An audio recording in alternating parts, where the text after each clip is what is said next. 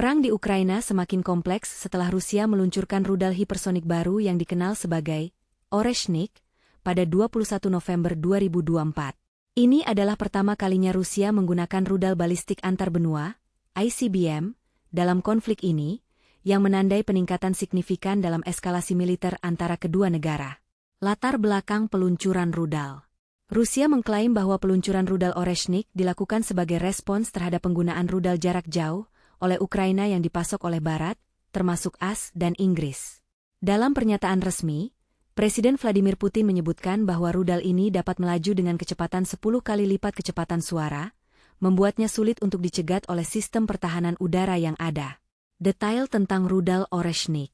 Kecepatan, mampu mencapai kecepatan 10 Mach. Jangkauan, diperkirakan sekitar 5.000 km, memungkinkan serangan ke sebagian besar Eropa dan pantai barat AS. Kemampuan, dapat membawa beberapa hulu ledak konvensional atau nuklir. Reaksi internasional. Setelah peluncuran, Pentagon mengonfirmasi bahwa mereka telah diberitahu 30 menit sebelum peluncuran melalui saluran pengurangan risiko nuklir. Meskipun demikian, AS meremehkan ancaman yang ditimbulkan oleh rudal Oreshnik dan menyatakan tidak takut terhadap provokasi tersebut. Presiden Ukraina, Volodymyr Zelensky, mengecam serangan ini sebagai eskalasi yang jelas dan parah, menyerukan respons internasional terhadap tindakan Rusia. Kesimpulan. Peluncuran rudal hipersonik Oreshnik oleh Rusia menambah ketegangan dalam konflik yang sudah berlangsung lama ini. Dengan kemampuan baru yang ditunjukkan oleh Rusia, dunia kini menghadapi tantangan baru dalam upaya untuk meredakan konflik dan mencegah eskalasi lebih lanjut. Serangan rudal hipersonik Rusia, khususnya peluncuran rudal Oreshnik, memiliki dampak signifikan terhadap kehidupan warga sipil di Ukraina. Berikut adalah beberapa dampak utama. Korban jiwa dan luka. Serangan terbaru yang menggunakan rudal hipersonik telah mengakibatkan korban jiwa di kalangan warga sipil.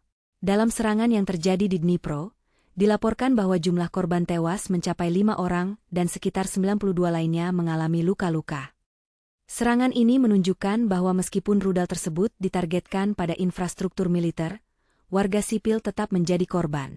Kerusakan infrastruktur. Serangan rudal ini juga menyebabkan kerusakan besar pada infrastruktur penting. Di Kiev, misalnya, ledakan dari serangan rudal mengakibatkan pemadaman listrik dan air di beberapa wilayah. Selain itu, bangunan tempat tinggal dan fasilitas umum seringkali menjadi sasaran, yang memperburuk kondisi kehidupan sehari-hari warga sipil. Ketakutan dan trauma. Dampak psikologis dari serangan ini tidak bisa diabaikan. Rasa ketakutan dan trauma di kalangan penduduk sipil meningkat, terutama karena serangan dengan senjata hipersonik yang sulit untuk dicegat menambah ketidakpastian mengenai keselamatan mereka. Warga sipil seringkali merasa terjebak dalam konflik yang semakin meningkat, dengan potensi serangan lebih lanjut yang terus mengintai. Peringatan sebelum serangan. Meskipun Presiden Putin menyatakan bahwa warga sipil akan diperingatkan sebelum serangan lebih lanjut dengan senjata semacam itu, realitas di lapangan seringkali berbeda. Peringatan ini tidak selalu efektif dalam melindungi warga sipil dari dampak langsung serangan.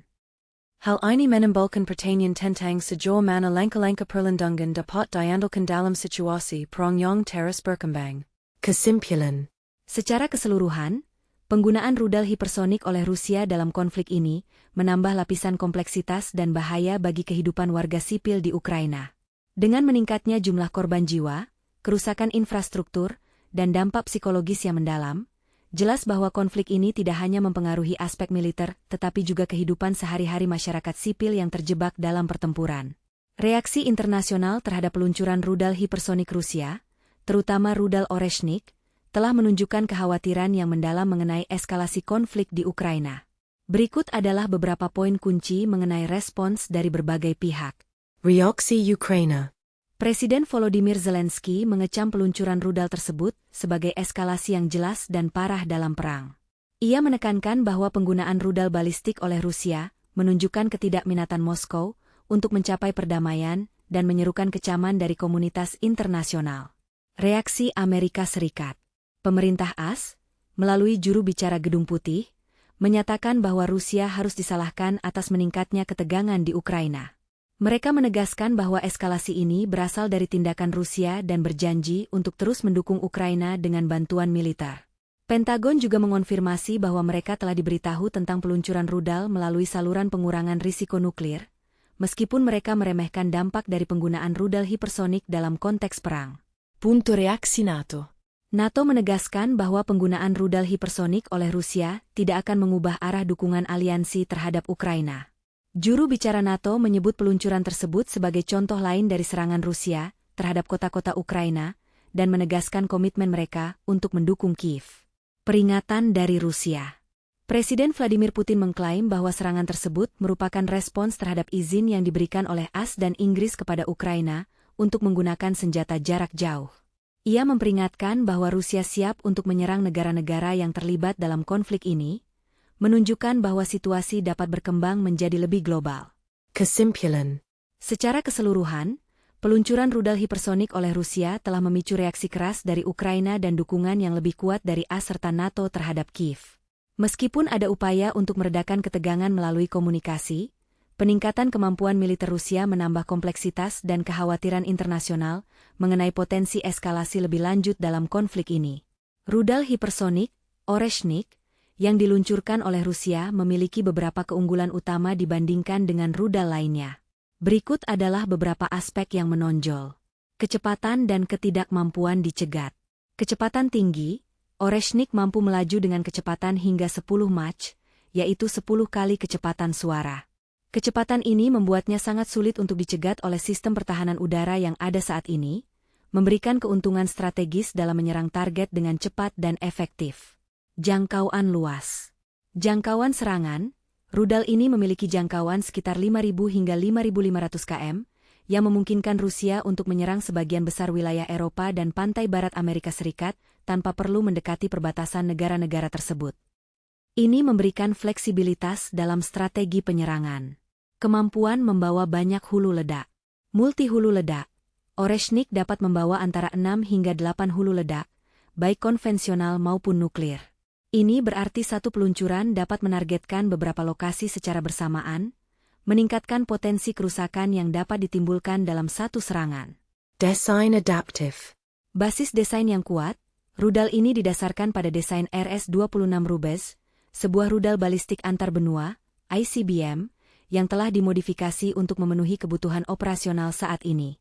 Desain ini memungkinkan adaptasi untuk berbagai jenis muatan dan misi, menjadikannya senjata yang sangat fleksibel dalam arsenal Rusia.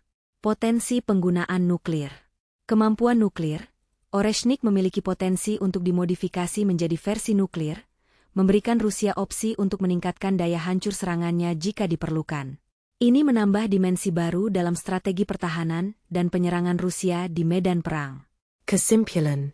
Secara keseluruhan, rudal hipersonik Oreshnik membawa keunggulan signifikan dalam hal kecepatan, jangkauan, kapasitas muatan, dan fleksibilitas desain.